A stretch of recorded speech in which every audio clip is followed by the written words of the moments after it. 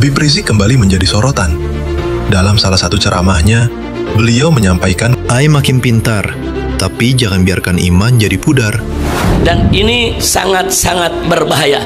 Betul yang dikatakan Profesor Dr. Abdullah Baharun, kita harus siapkan sabab kita, pemuda-pemuda kita ke depan yang mahir di dalam teknologi, medsos, internet, AI dan lain sebagainya, dan harus ada muwajjih.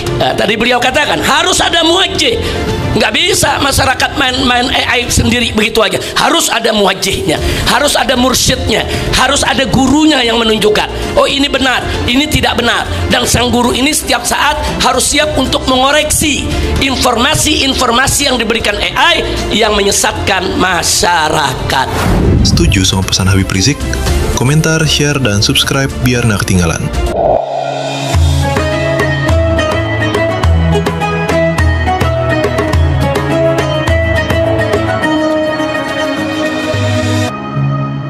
Assalamualaikum warahmatullahi wabarakatuh.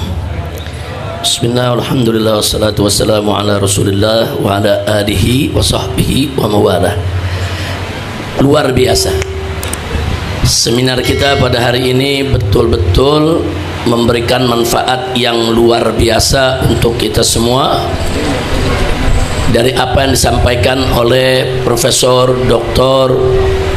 Abdullah bin Muhammad Baharun hafidhahullah ta'ala wara'ah. Jadi dari seminar ini kita bisa lihat bahwa teknologi AI ini adalah fakta dan realita. Dan tadi juga pembicara Profesor Dr. Abdullah Baharun menyampaikan kepada kita tidak anti teknologi AI, tapi kita harus memanfaatkan AI dengan arif, bijak, dan cerdas. Sekali lagi, arif, bijak, dan cerdas. Nah, karena tadi sudah sama kita dengarkan bahwa AI ini pertama yang dikerjakan oleh AI adalah membaca dan mengumpulkan semua informasi penggunanya. Kita menggunakan AI, bahkan bukan AI saja, semua platform internet, bukan AI saja, semua platform medsos, semua dia membaca dan mengumpulkan semua informasi si pengguna tadi. Setelah itu semua informasi yang didapatkan tersebut dikelola oleh AI untuk mengetahui segala gerakan dan karakter si pengguna tersebut. Nah, dari situ AI sendiri yang akan menyimpulkan apa dan bagaimana cara untuk mengendalikan si pengguna. Nah, ini luar biasa, ini sangat penting sekali. Karenanya di sini apa yang disampaikan tadi di penutup oleh guru kita, oleh Profesor Dr. Abdullah Baharun, saudara, kita harus punya cara. Kita harus punya cara bagaimana kita menghadapi AI. Di antaranya, pertama, saudara, apakah itu AI, apakah itu medsos, apakah itu platform yang lainnya, gunakan seperlunya. Jadi kita jangan mengumbar informasi, gunakan seperlunya. Dan kita harus bagi, ada dua informasi. Ada informasi untuk publik buat kepentingan dakwah. Nah, ini bisa kita gunakan, silakan. Para habaibnya, para kiainya, para aktivisnya bisa menggunakan untuk menyebarkan dakwah. Bebas informasi dakwah kita sampaikan. Tapi ada jenis informasi yang kedua, informasi pribadi kita. Hubungan kita dengan istri, hubungan kita dengan anak, hubungan kita dengan guru, hubungan kita dengan sahabat. Jangan sekali-kali bicara di medsos, Instagram, di TikTok, apa saja, termasuk di WA sekalipun. Termasuk di WA sekalipun. Jangan kita bicara yang tidak perlu atau bicara yang sangat rahasia. Seperti pembicaraan hubungan antara suami istri, nggak perlu dibicarakan di WA. Mereka bisa baca, mereka bisa ambil pembicaraan kita. Jangan bicara soal pribadi yang sangat rahasia, hubungan antara kita dengan kita, bukan untuk kepentingan publik tadi. Kalau untuk kepentingan publik dakwah silakan sebarkan, itu dakwah. Tapi kepentingan pribadi kita harus pandai, arif, bijak dan cerdas, tidak mengumbar informasi. Nah, diantaranya apa? Saudara, ada juga satu cara yang mungkin bisa kita gunakan. Sebisa mungkin sembunyikan identitas kita. Sebab kalau kita bisa menyembunyikan identitas kita dalam pembicaraan pribadi, sekalipun informasi itu diserap, tapi mereka nggak pernah tahu itu informasi milik siapa. Ya, kita tahulah di Indonesia bisa, kita punya kartu WA aja dengan nama Anta Beranta bisa kok. Ya, jangan diumbar. Kalau nama kita diumbar, saudara, ya bicaranya mesti rapi. Kalau bicaranya rapi, bisa menyembunyikan informasi, silakan terang menderang itu nama dicantumkan. Tapi kalau bicara tidak bisa ditahan, jangan pakai identitas pribadi. Nah, memang ada kendala, bukan tidak ada kendala. Kendalanya, saudara, kita sudah sembunyikan nama kita. Katakan saya kasih contoh di WA, kita sembunyikan nama kita, kita nggak sebut kita punya nama. Tapi ternyata itu bisa dicari dengan mudah. Siapa sih kita? Hanya dengan menggunakan get contact. Dia menggunakan get contact, dia periksa ini orang-orang yang menghubungi orang ini, nulis namanya di HP-nya siapa. Semua nulis namanya, saudara, sehingga apa? Langsung terbaca, oh itu milik si fulan, walaupun kita tidak tulis nama, ya ikhwan. Nah, maka itu ini diperlukan strategi kebersamaan, apalagi dalam perjuangan, dalam pergerakan. Jangan pernah tulis nama kawan kita dengan nama jelas, apalagi nama guru kita.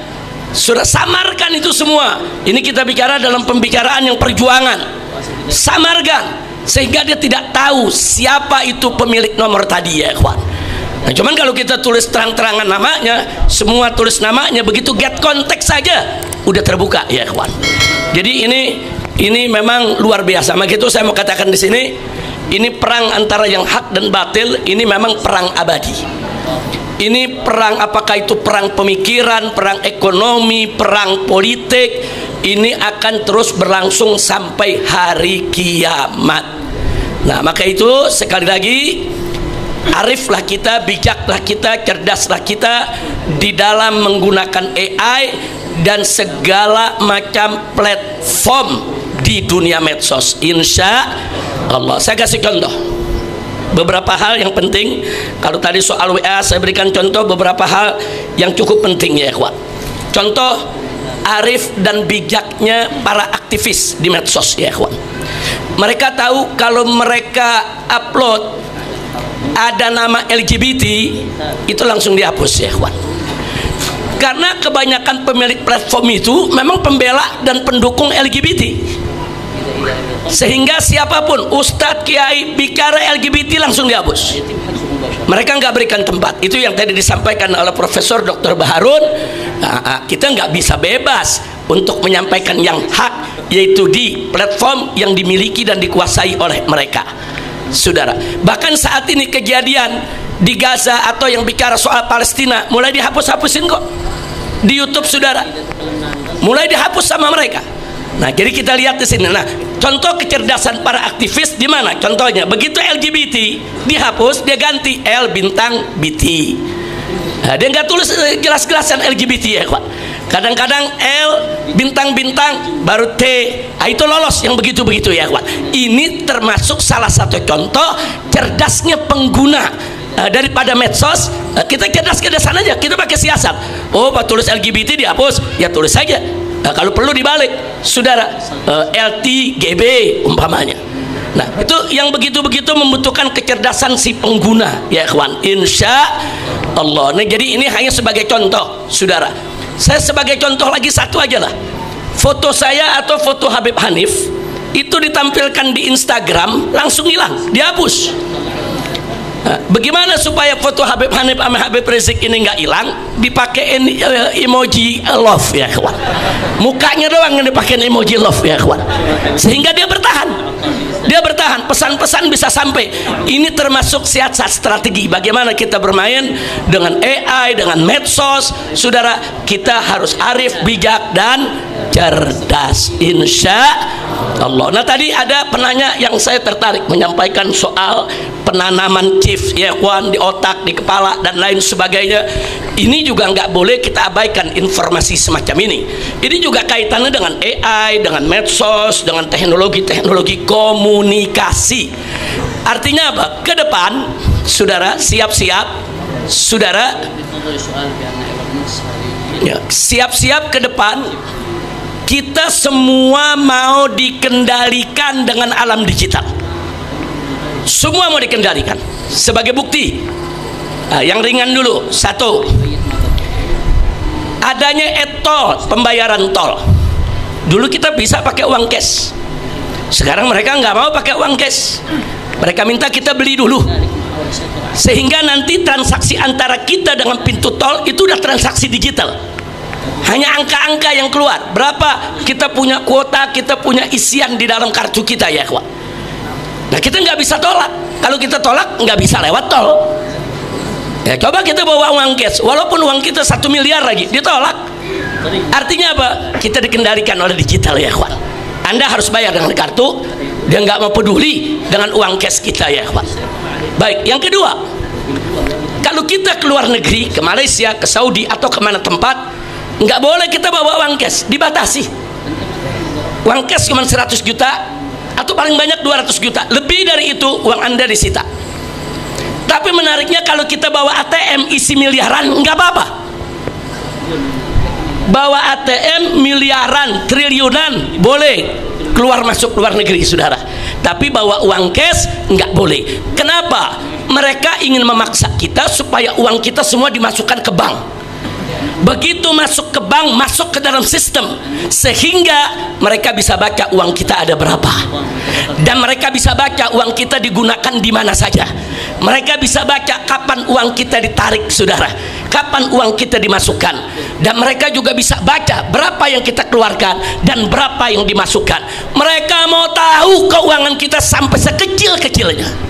Fakta saudara, mereka nggak butuh uang cash, mereka pengen semua dimasukkan supaya mereka bisa mengendalikan. Dan ini berbahaya. Kenapa? Satelit dikuasai barat. Semua sistem itu, internet, WA, medsos, saudara, semuanya, termasuk teknologi militer sekalipun, untuk mengaktifkan dan menjalankannya semua butuh satelit. Semua butuh satelit. Kalau satelit dimatikan 5 menit lagi saudara, Anda punya handphone mati semua. Bank semua sistemnya mati. Anda mau ngambil duit di bank nggak bisa. Alasan bank sistem lagi rusak, nggak bisa dikeluarkan. Anda mau ngambil di ATM nggak bisa, sistemnya rusak. 5 menit dimatikan saja itu satelit, hancur ekonomi kita semua saudara. Nah, jadi ini juga tantangan buat kita. Kita mau dikendalikan dengan apa? Dengan digital. Makanya tadi yang disampaikan oleh Habib kita, hayah ragamiyah, ini berbahaya buat kita saudara. Dan mereka bukan hanya mereka tahu berapa jumlah uang kita di bank, di rekening, mereka bisa ambil kapan saja kalau mereka mau ambil. Sebentar mereka ambil, semua itu uang mereka bisa ambil, dan kita nggak bisa lagi untuk mencairkannya. Nah, makanya jangan kaget kalau tiba-tiba ada rekening yang berkurang, ada rekening yang isinya hilang saudara. Hati-hati, itu semua berbahaya. Kita dipaksa, bahkan emas kita dipaksa simpen di bank, supaya mereka mau lihat berapa duit kita, berapa uang kita. Bukan sekedar mau lihat, mereka mau tahu dipakai di mana saja, kapan saja, untuk apa. Dan ini sangat-sangat berbahaya. Betul yang dikatakan Profesor Dr. Abdullah Baharun, kita harus siapkan sabab kita, pemuda-pemuda kita ke depan yang mahir di dalam teknologi, medsos, internet, AI dan lain sebagainya. Dan harus ada muwajjih. Nah, tadi beliau katakan harus ada muwajjih. Nggak bisa masyarakat main AI sendiri begitu aja. Harus ada muwajjihnya, harus ada mursyidnya, harus ada gurunya yang menunjukkan, oh ini benar, ini tidak benar. Dan sang guru ini setiap saat harus siap untuk mengoreksi informasi-informasi yang diberikan AI yang menyesatkan masyarakat.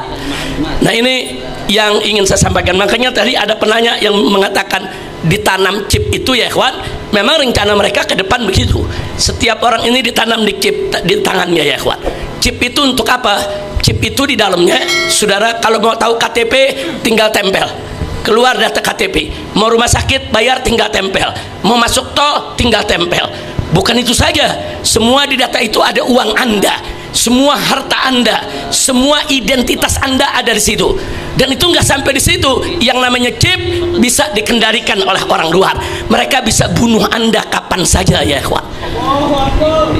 Lihat peristiwa beberapa waktu yang lalu di Lebanon, saudara. Bagaimana HP bisa meledak di tangan?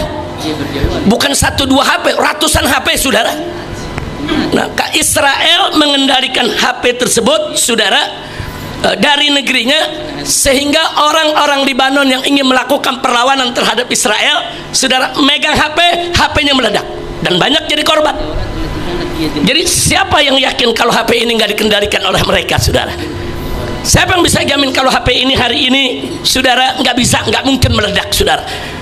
Artinya pengalaman di Lebanon itu menunjukkan bisa jadi semua HP mereka tanam bahan peledak dan mereka bisa ledakan kapan saja mereka mau ya ikhwan. Makanya betul yang dikatakan Profesor Dr. Abdullah tadi, kita mesti pintar, kita juga mesti bisa ciptakan AI, saudara. Kita juga mesti bisa bikin satelit sendiri. Jangan satelitnya ikut Amerika, ikut Barat, harus negara Islam punya satelit sendiri. Nah, makanya melalui musyawarah luar biasa Front Pembela Islam sebelum dibubarkan, yaitu di bulan Agustus tahun 2000, saudara, 20, saudara, di situ ada rekomendasi. Di antaranya, saudara, diserukan kepada OKI menyatukan seluruh negara-negara Islam agar membuat satelit bersama. Jadi satelit kita nggak nyantel lagi di satelitnya Barat atau Amerika. Karena kalau nyantel, mereka bisa dengar pembicaraan kita, mereka bisa rekam gambar kita. Maaf, ini kamera yang ada di HP, jangan sembarangan meletakkannya di kamar. Anda letakkan berdiri begini, saudara. Anda bergerak, saudara, ada pakaian, nggak ada pakaian, lagi telanjang, lagi hubungan dengan istri, mereka bisa rekam walaupun HP-nya kita matikan ya. Jadi ini teknologi sudah mereka kuasai. Makanya kalau meletakkan HP, tutup di bawah, itu dia punya kameranya, saudara. Sehingga kalaupun dia nyalakan, dia nggak bisa. Paling-paling dia bisa ambil suara, tapi dia tidak bisa ambil gambar. Hati-hati, sudah sampai sejauh itu mereka menguasai kita. Maka itu saya mau tanya, sebelum kita tutup, berbahaya tidak? Nah, karena itu sekarang semua harus sadar AI dan harus menggunakan AI dengan arif, bijak, dan cerdas.